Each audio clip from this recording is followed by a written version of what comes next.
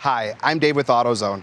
Today we are going to troubleshoot 3 of the more important common warning lights on your vehicle's dashboard: your check engine light, your ABS light, and your service indicator light. The free Fix Finder service from Autozone will help you troubleshoot these 3 lights and get you started on a potential fix. Let's go through the steps on how to check these 3 lights. Step 1. Visit your nearest Autozone location and ask for the free Fix Finder service. Step 2. Locate the diagnostic port in your vehicle. That's the connector you'll be plugging the reader into. It's usually located under the driver's side of the dash. Step 3. Turn on your ignition, but do not start the engine.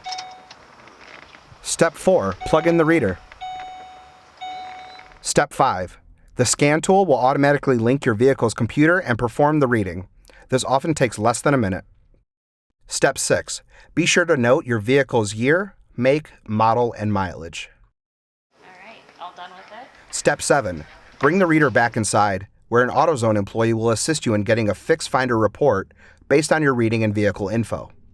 You'll also get a digital version of the report so you can access it easily. Step 8.